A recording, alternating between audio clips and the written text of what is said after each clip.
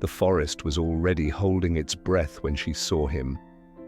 From the shadowed pines, a shape emerged, muscle and silence wrapped in a coat the color of dusk. Clara froze, her boots sinking into the damp earth. The bobcat's amber eyes locked onto hers, steady, unblinking. Between them, the air seemed to hum. Then, without a sound, he stepped closer and let something fall at her feet. A strip of worn leather, frayed and familiar. Her hand trembled. It had been 12 years since she last saw those eyes. And now they were here, asking her to follow. It hadn't come to hunt. It had come to find her. Clara Whitmore had learned to measure her days by the light on the hills. In September, it slid into the valley like honey, warm and slow, touching each ridge before spilling across the golden fields. In winter, it came thin and pale, almost reluctant, as though it, too, wanted to stay tucked behind the mountains. She stood on the cabin porch that morning, fingers curled around a chipped mug of coffee, steam rising into the cool Montana air. The scent of pine was sharp after last night's rain. Somewhere far off, a creek murmured over stone. Her grandmother's cabin sat just beyond the last gravel road, where the forest began to press in, as though reclaiming what had always been its own. The logs had darkened with age, and ivy crept along the porch rail, curling in on itself in quiet persistence. Clara had been here 4 years since the accident. The one that had taken her younger brother Daniel and left her with the kind of silence that swallows whole sentences before they can form. She taught art 2 towns over to children whose laughter sometimes filled her ears like wind through aspen leaves. She liked them. But when the final bell rang, she always found herself driving the long way home, letting the ribbon of road carry her deeper into solitude. She painted in the evenings, watercolors mostly, though lately the canvases had stayed propped and blank against the wall. Her brushes sat in cloudy water. It wasn't that she disliked company, she simply no longer knew how to keep it. The forest was her only constant visitor. In the rustle of branches she could almost hear voices, as if the trees themselves carried on conversations she was not yet ready to join. She'd taken to leaving scraps, the heel of a loaf, bits of chicken, apple peels, at the edge of the tree line. She told herself it was for the deer, maybe the occasional raccoon. In truth, it was a way to send something out into the world without asking for anything back. The offerings always vanished by morning, but she never saw who took them. One late afternoon, she stood ankle-deep in the fading grass, watching the sun sink behind the pines. The air smelled of wood smoke from a neighbor's chimney, though neighbor here meant half a mile away. The wind pushed a shiver across her shoulders, and she pulled her cardigan tighter. Somewhere inside her, she felt the familiar tug, a longing for something unnamed. Not noise, not people, but presence. The cabin had been her grandmother's, and before that, her grandmother's father's. The walls had absorbed decades of voices and footsteps, yet in the quiet of night, Clara swore she could hear only her own breathing. There were photographs on the mantel, Daniel at 12, holding up a trout with both hands, her grandmother in her wedding dress, eyes bright despite the black and white haze. Beside them sat a scarf, faded blue with a fraying hem, that Clara hadn't worn since the winter Daniel died. She didn't need to. Its weight on the mantel was enough to anchor her memories and her grief. The rhythm of her life was predictable, and in that predictability she found a kind of safety. Wake before dawn, coffee on the porch, drive to the school, return as the last blush of daylight disappeared behind the ridge. Supper, alone. That morning had begun no differently. But as she stood watching the light spread across the valley, she noticed something. a stillness at the edge of the tree line, deeper than the usual morning quiet. The birds had gone silent. Clara squinted, half expecting to see a deer. But the space between the pines was empty, shadow pooling like ink. She shook it off, retreating into the cabin. Her day went on as always. The drive to town was lined with aspens, their leaves trembling in the slightest breeze.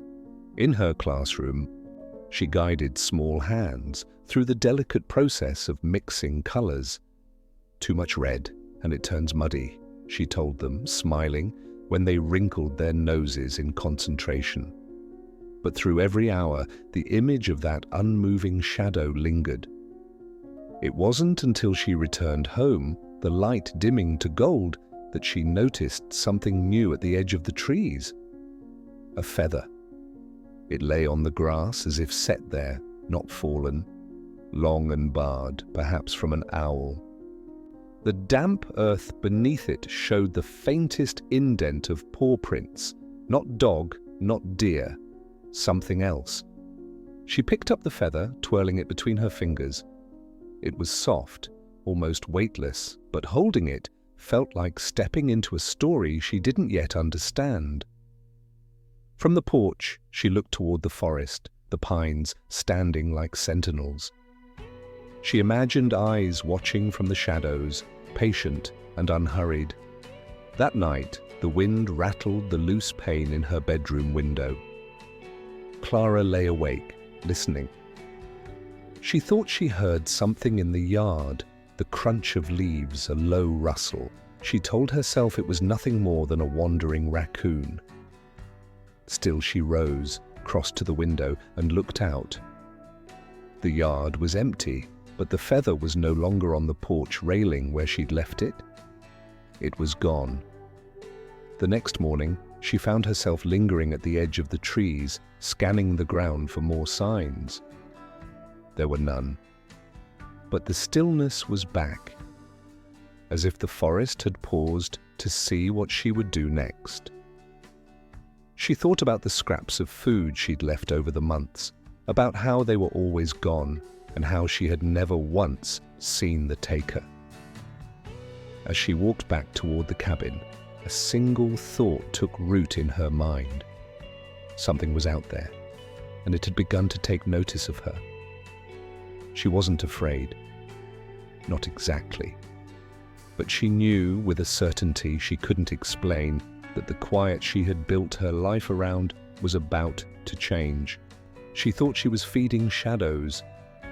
She didn't know one of them had been watching her. Mist sat low on the meadow like a held breath. The creek made its small music, threading light through stones, sending ribbons of cold air along the banks. Clara crouched near a tangle of willow, sketchbook balanced on her knee, the tip of her pencil tapping gently at the page. Her knuckles were chilled. The morning had that early autumn bite, the kind that climbed sleeves and asked you to notice it. She was drawing the water because it would not hold still. That was the challenge she gave her students, draw what moves, and she liked to keep the same promise with herself. She caught the glint, the broken reflections, the silver slate curve where current met rock. She breathed with a line, in, trace, out, lift. A sound broke the rhythm, a thin, sharp chirp, not a bird's song, closer, ground level, curious and small. She stilled without meaning to. The willow leaves shivered. Across the creek, a clump of grass parted and something stepped into the pale light. Not a cat, not in the familiar way. It was the size of a house cat, perhaps a little larger, but the proportions were wrong for anything domestic. Muscles coiled where play would have been, paws too big, like promises it hadn't grown into. Its tail was short, a blunt punctuation, twitching once and then going still. Its ears, her breath snagged, wore small, perfect black tufts, like ink-stroked flames.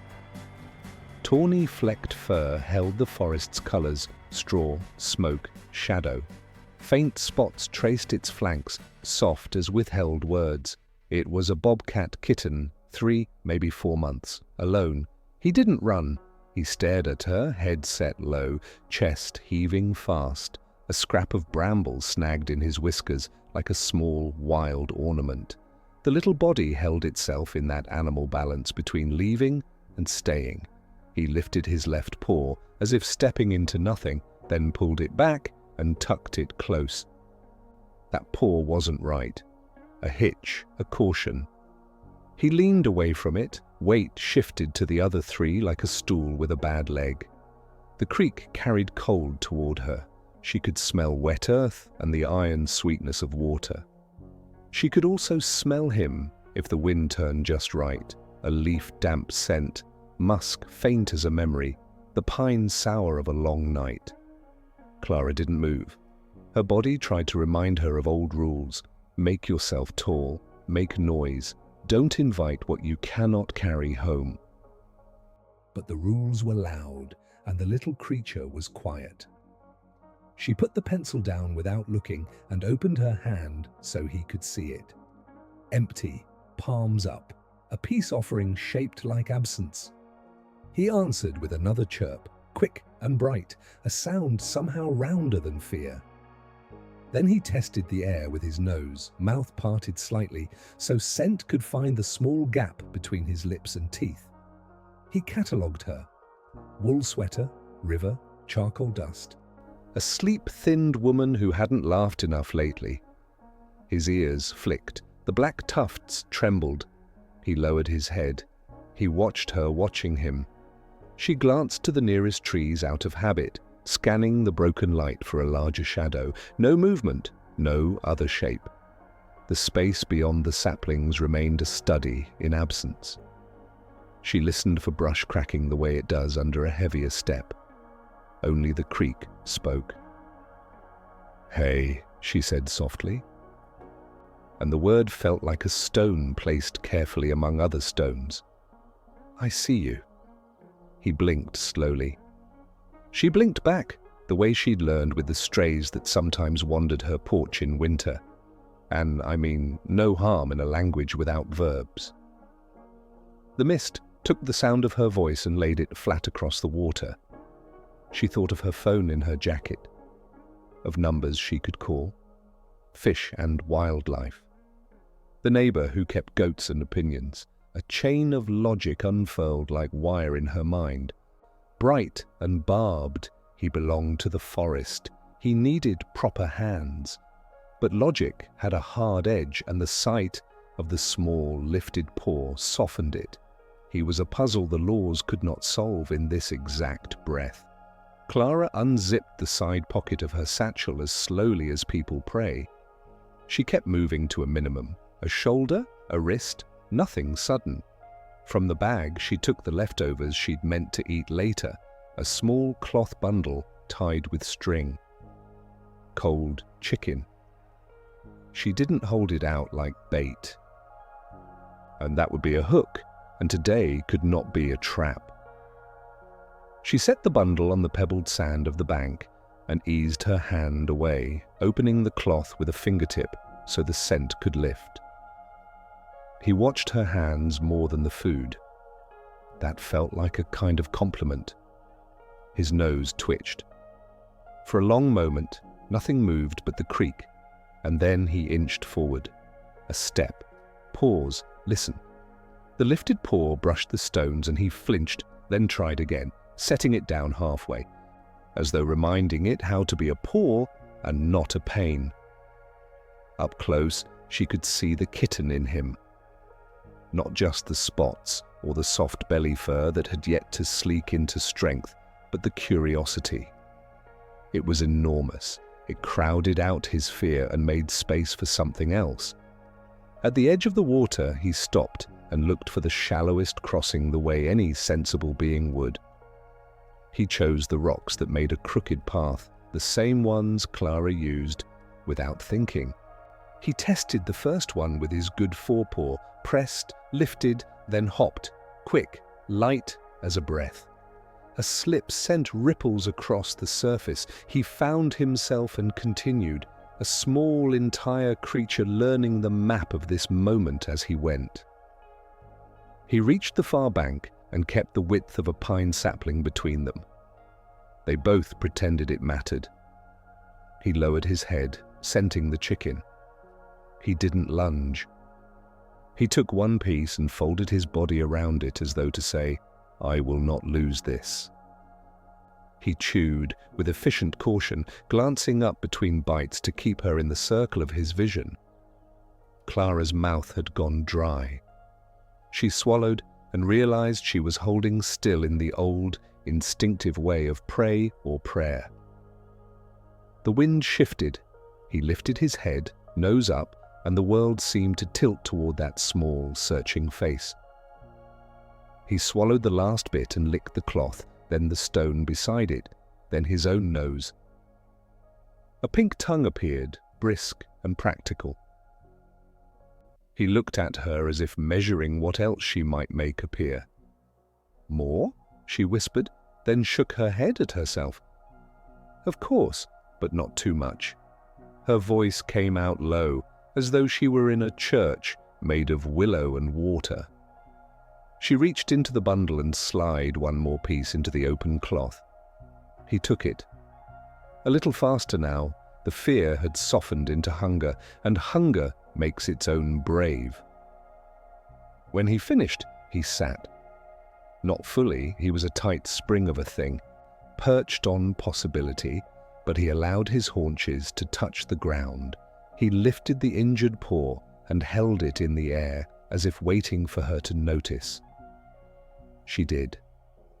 She wanted to reach, she wanted to gather that small paw and say human words over it, promises she could not keep. Instead, she leaned slightly closer and lowered her gaze, showing the roof of her attention was not a trap. He mirrored her in a way that made her throat ache. A slow blink, a breath. The space between them felt less like caution and more like a bridge. A crow called once from the tree line, a blunt sound that folded into silence. The kitten's ears rotated toward it, then back to her.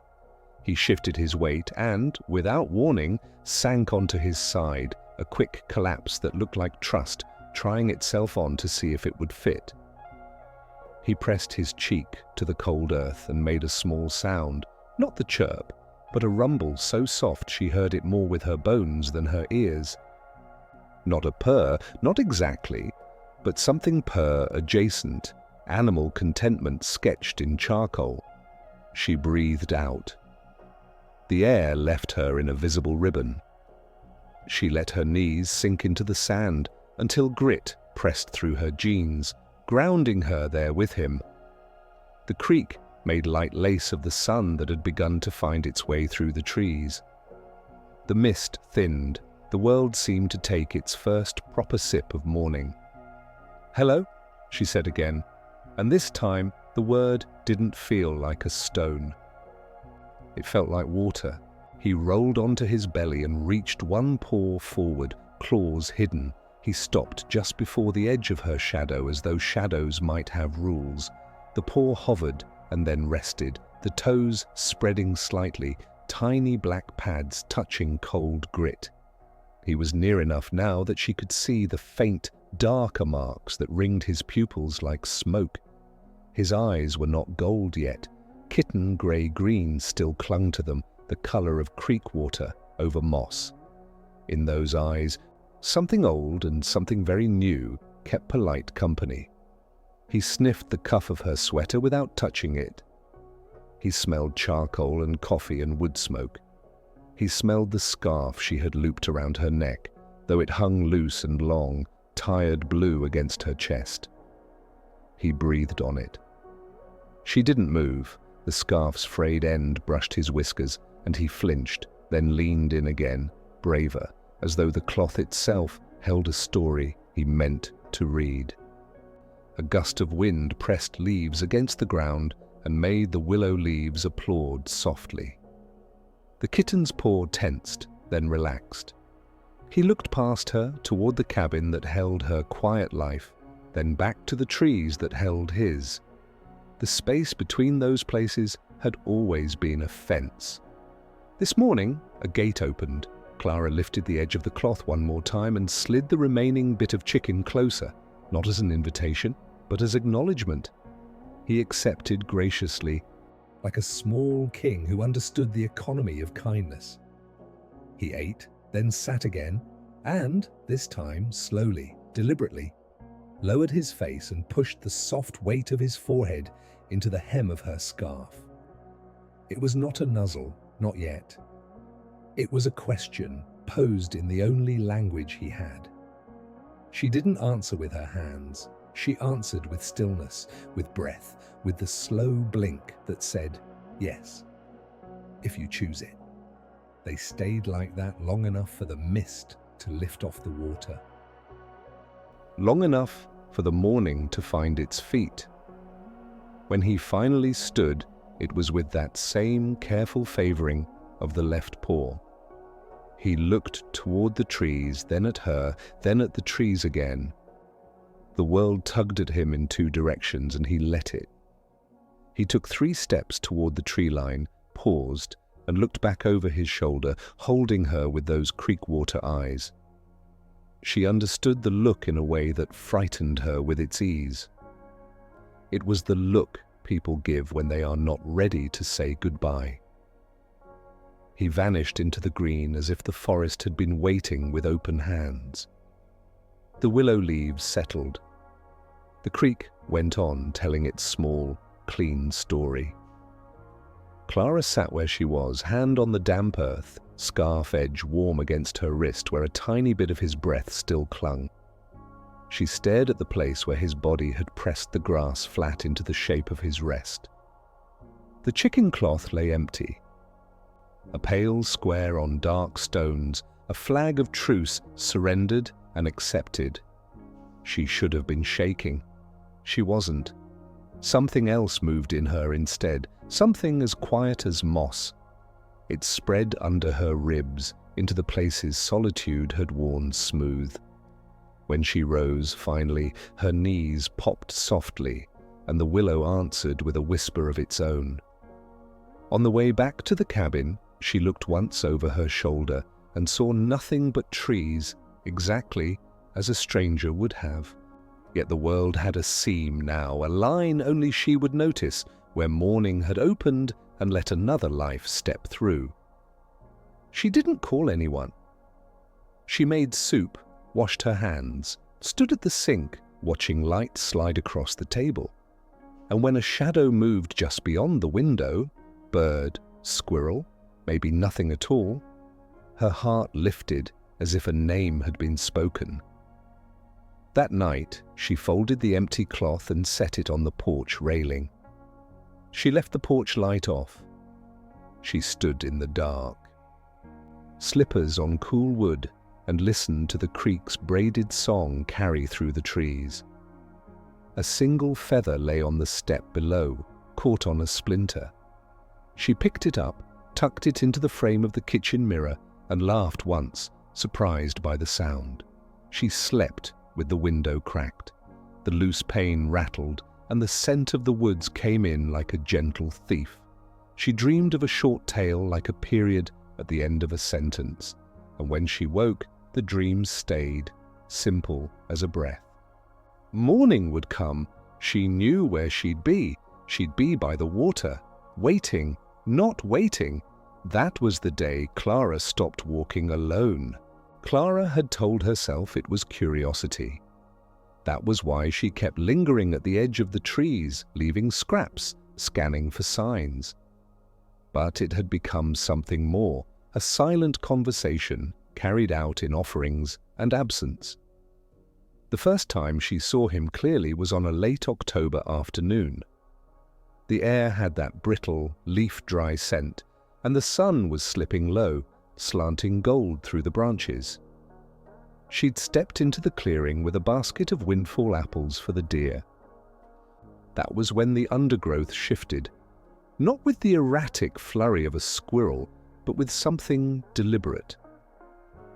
He emerged slowly, as if testing the air between them. A young bobcat, no taller than her knee, but already holding himself like a shadow that had learned to walk. His coat was a weave of tawny gold and soft ash, patterned with faint rosettes, ears tipped in black tufts, a stubby tail that flicked once, then stilled. She froze, heart kicking against her ribs. Instinct told her to back away, yet neither of them moved. The bobcat's gaze was unblinking, not hostile, but measuring. Clara thought of the old wildlife books her grandmother kept on the shelf, the ones that spoke of bobcats as shy ghosts of the forest, rarely seen.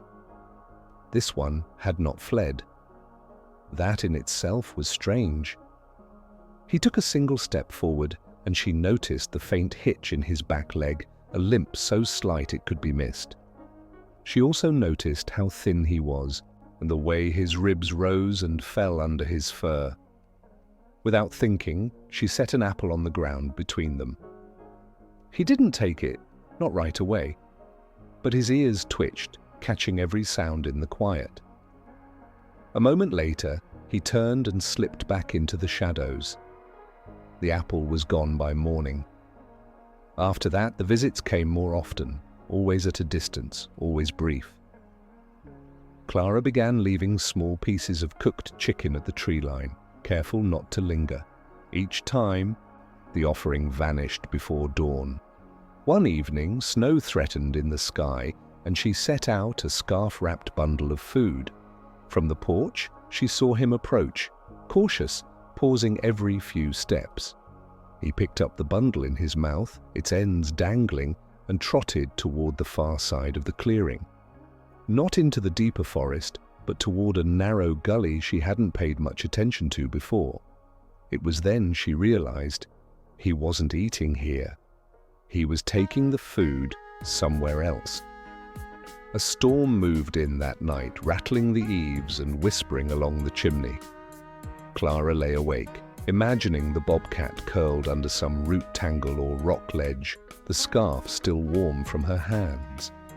She wondered if he was alone out there, or if something, was waiting for him. Her thoughts kept circling back to the limp, the hollowness in his frame, and the strange trust in his eyes. It wasn't the open, reckless trust of a young animal who didn't know danger. It was earned. As if he'd learned to measure people and decided she was one to measure kindly. In the weeks that followed, the gap between them closed in small increments. Once, as she knelt to place food on the ground, she felt a shift in the air and looked up to find him less than 10 feet away. His breath puffed white in the cold. She stayed still. The bobcat lowered himself to the ground, paws tucked under, and simply watched her. Minutes passed in that suspended quiet. Then, with a blink, slow enough to feel deliberate, he rose and took the food, not snatching, not fleeing, and carried it back toward the gully. That was the first time she whispered to him.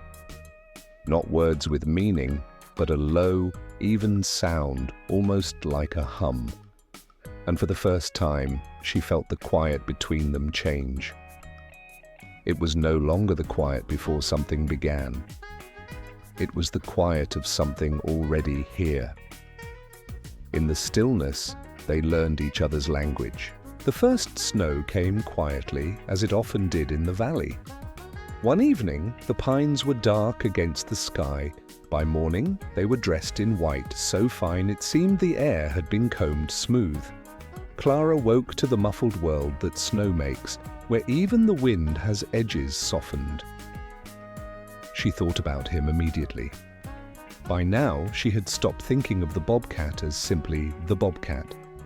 In her mind, he was Ash, for the faint, smoky undertone in his coat, for the way he seemed to appear and disappear like something smoldering beneath the forest floor. She had never spoken the name aloud to him, but she thought it when she saw the small tracks at the edge of her clearing, when she set out food wrapped in cloth, when she glimpsed his shadow, moving between the pines. That first winter together was a season built of small moments. She'd step outside in the evening, scarf high around her neck, and find him waiting. Not close, not yet, but present. Sometimes she'd see only the twin glints of his eyes reflecting the porch light. Sometimes he'd be sitting, tail curled neatly, like a sentinel guarding a border neither of them had ever agreed upon, but both respected. The distance between them wasn't only measured in feet. It was in the time he took to trust, in the way he would angle his body so escape was always an option. But each week, the space grew narrower. Ash began to linger after eating. At first, it was a few breaths. Then a full minute. Then one night, as flakes sifted down around them, he did something that made Clara's chest ache. He sat down. Right there in the open, a loose coil of fur and muscle in the snow. She didn't speak, didn't move, only mirrored him sinking into the cold porch step until their eyes were level. Snow landed on his ears and stayed there, melting slowly. That winter was a study in quiet rituals. She learned the sound of his approach, the deliberate crunch of snow when he wanted her to know he was there, the silence when he was still deciding. She learned his favorite offering, chicken over rabbit, rabbit over fish. He learned her shape in the doorway, her scent on the scarf she wore most evenings. Sometimes he brought her things. Once, a smooth river stone, still wet as though plucked from the creek. Another time, the stripped stem of a cedar twig. Most often, it was feathers, barred, mottled, sometimes broken at the shaft.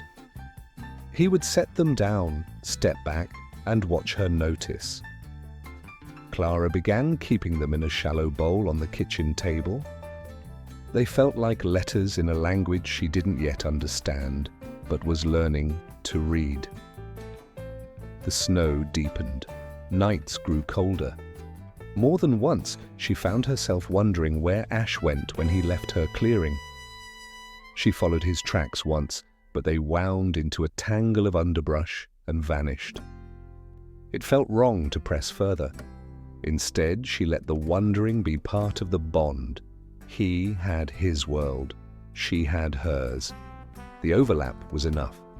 By late February, he allowed her to sit just 10 feet away while he ate.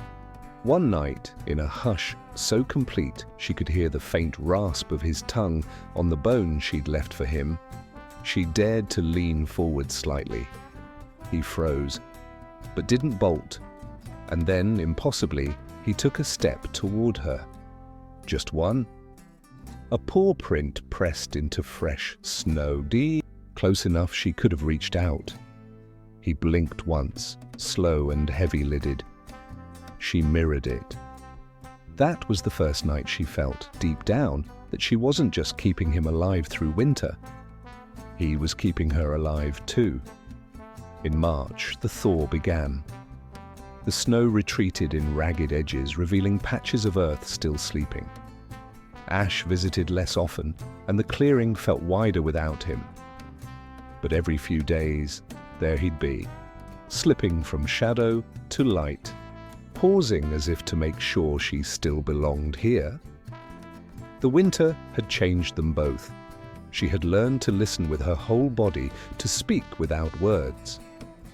He had learned that not all humans close the distance to take.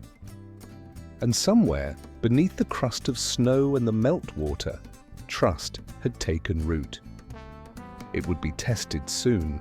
The storm arrived without theatrics. No thunder, no distant preamble, just a sky that lowered itself over the valley until the world felt one breath closer to the ground. By afternoon, the snow came sideways, fine as sifted flour, then heavier, then so thick it erased the road and the creek and the familiar line of fence posts. The forest blurred into a single dark edge. Clara stacked wood by the stove and moved through the cabin like someone making a space soft for a guest who might not come. The scarf, Daniel's old blue, hung from the peg by the door. She touched its frayed hem, a small habit she didn't try to break. Before dusk, she opened the door and set a bundled offering on the porch, chicken and broth, still warm in its cloth. The snow tried to take it. She drew the bundle closer to the threshold and sat on the top step, coat pulled tight, breath clouding into the white. The wind made the pines hiss. Ash did not come. She waited long after her legs went numb, measuring time by the stove's ticks echoing faintly through the doorway. The storm pressed its weight into the timber of the porch. Somewhere in the woods, a branch cracked like a gunshot, and then the sound was gone, absorbed into the wool of snowfall. When at last she rose, she did not bring the food inside. Some part of her wanted the scent to hang there, like a string in the dark, something a small wild heart could follow home. Night found her at the window, watching a square of snowed-in world. She caught herself listening for the particular crunch of Ash's careful step, the sound that had become her proof of belonging. Only wind answered, carrying the dry rattle of a loosened shingle, the low moan of a drift reshaping itself against the cabin's flank. Morning came pale and muffled. The bundle was a white mound on the porch. The food beneath had frozen hard as a stone. She told herself it was the storm. Day 2. The wind weakened and the sky lost its iron color. The snow settled. She saw fox prints stitched along the edge of the tree line and a crow hopping black against the field, head bent to some small business. She cleared the porch steps and set out fresh food, steam curling from the bowl like breath. He did not come. By evening of the third day, worry had shed its coat of reason and stood shivering in her chest. She pulled on boots and the blue scarf and took a shovel along the path to the creek. The snow gave under her like breathing. At the willow, the world narrowed into the hush that always lived there, but today even the creek sounded tired. Water working under ice, muffled, distant. There were tracks. Not Ash's delicate, rounded marks. These were broader, heavier. A dog, she thought first, but there were no claw points. A man's boot prints scored the margin where the snow broke near the bank. They came from the east, close to where the road curled toward the low ranches. She followed them. Where the cottonwoods gathered, bark dark as soaked paper, she found a place where the snow was churned up. Stump-high weeds flattened in a ragged oval. Hair lay in the mess, tufts of something tawny and fine, tangled with coarse white, a smear of red. Her stomach dropped through the floor of her body. She reached toward the fur and stopped, hand hovering in air, gone suddenly thin. Coyote, she told herself. Deer. Anything but the picture rising uninvited, a short tail vanishing in a scramble, a snarl that wasn't anger so much as fear, shaped by teeth. From the ridge above the creek came a sound that didn't belong to this private place.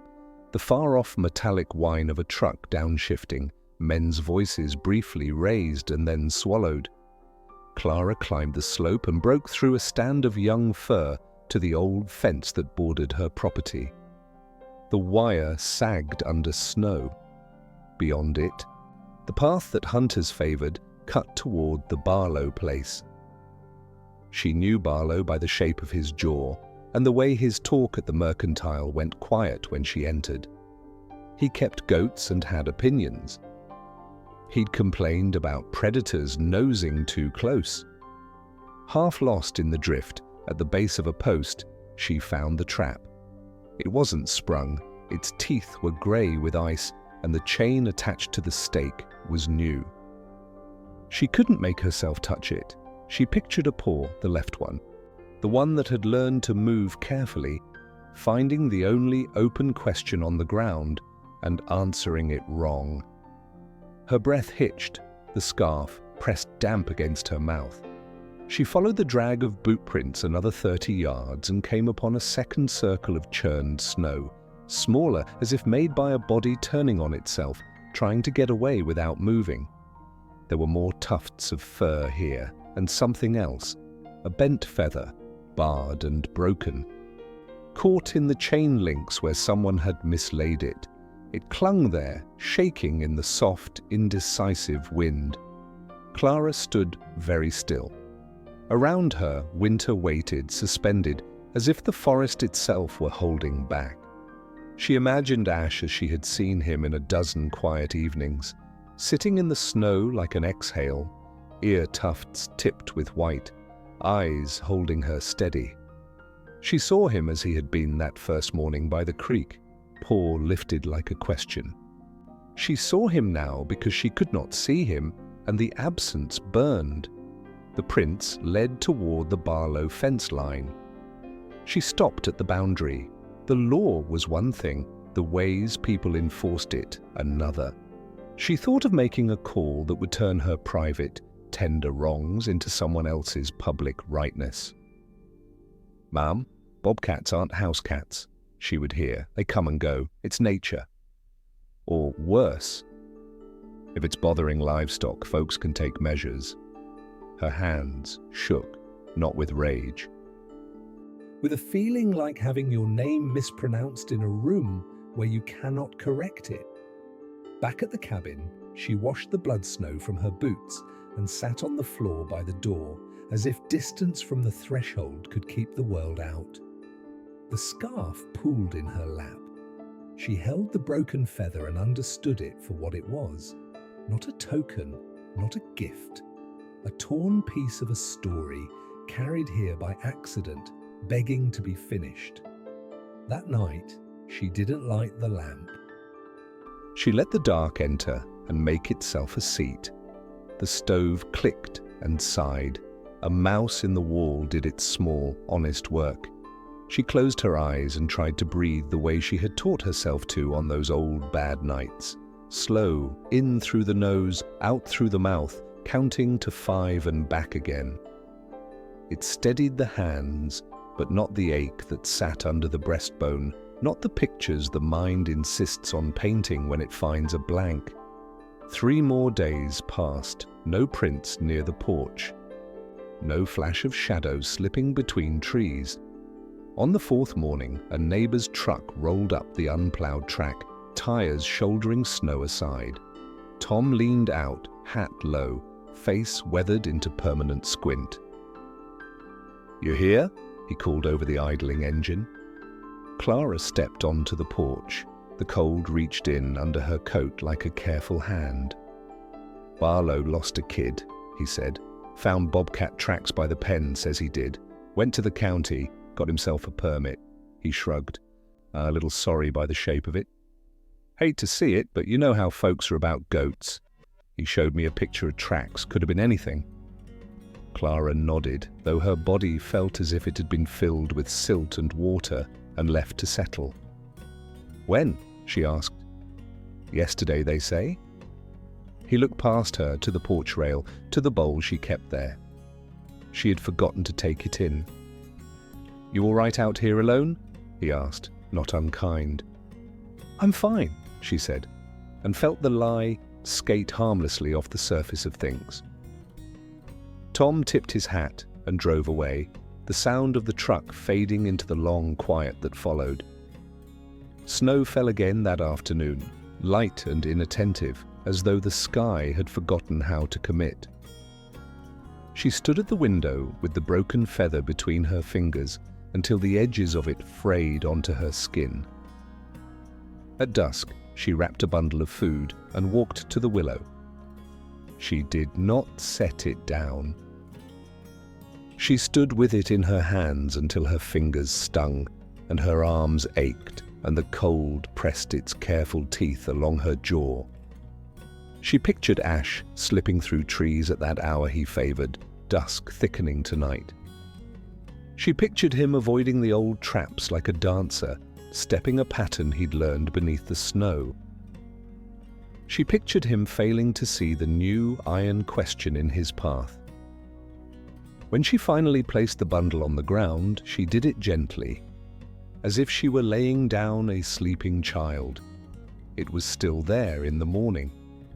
After a week, the tracks that crossed her clearing belonged only to deer and rabbit and one fox with a confident gait. The bowl on the kitchen table filled with feathers looked like a shrine to a storm that had already moved on. She moved through the days like someone walking in a house where a clock has stopped. Every room felt a degree colder than it should. She taught her classes and forgot to wipe the charcoal from her hands. She left the porch light off. She folded the blue scarf and put it in a drawer, telling herself it would be safer there, away from the door, away from the wind. The forest kept its counsel. Clara learned to walk without listening. She learned to sleep without the window cracked. Spring would come, and the creek would shrug off its ice and talk louder. The willow would green. The bowl of feathers would catch more dust than light. She would make 2 plates sometimes, and then make 1. And when she stood in the yard at dusk and looked toward the trees, she told herself a story she could survive. The forest had taken him back, or so she thought. The sound reached her before the sight, a low rustle in the undergrowth, soft enough to be the wind, deliberate enough not to be. Clara stilled, the old reflex kicking in. It had been 12 years since she last heard it. From the tree line, he emerged. The years had thickened his frame. The once sleek smoke of his coat was streaked with the pale scars of a life earned, not given.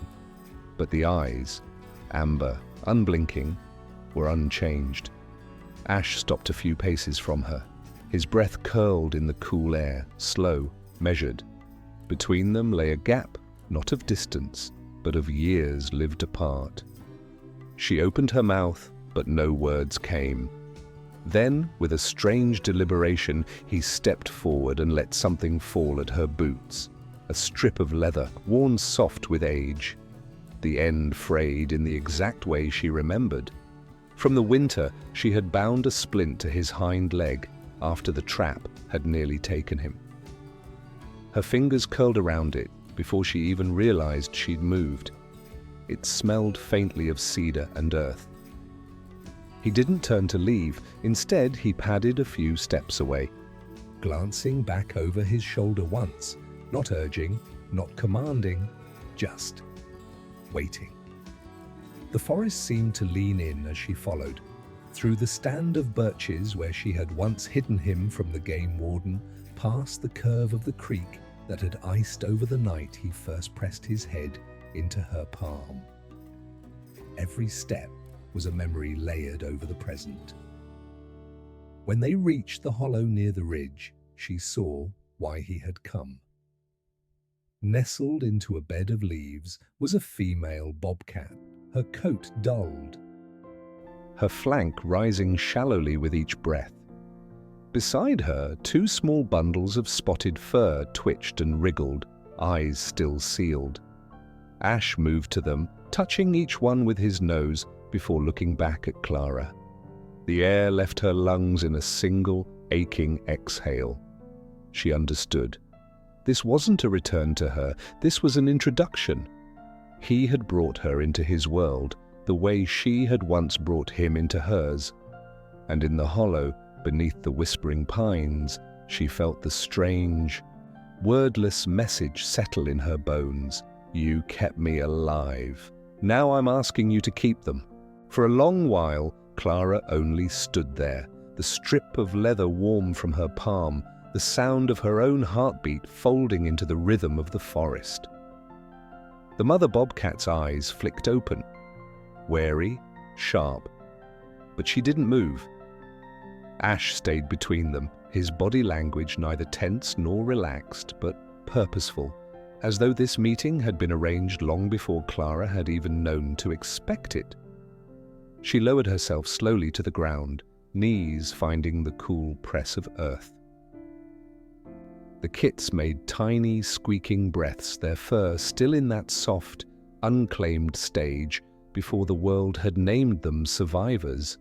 Clara could see the faint echo of ash in their markings, the smoke and gold wash, the small black crowns on their ears.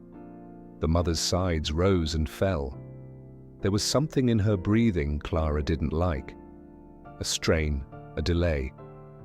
Winter's edge could be cruel to the unwell, and the hollow felt colder than it should have. She didn't speak, not to Ash, not to the mother. Words had no place here. Instead, she reached into her coat pocket and pulled free a cloth-wrapped bundle, the same kind she'd carried 1,000 times before. She unknotted it and set it down, not too close. The steam curled upward, carrying the scent of broth and chicken. The mother's nostrils flared, but she didn't move. Ash did. He stepped forward, took a piece in his jaws and placed it gently by her paws. She ate, slow and deliberate. The kits wriggled, nosing into her fur. In the dim light, Clara thought of all the winters between now and the last time she'd seen Ash. How she had taught herself not to look for him at dusk. How she'd folded the blue scarf away. How she had convinced herself the bond had been a fragile thing, too wild to last.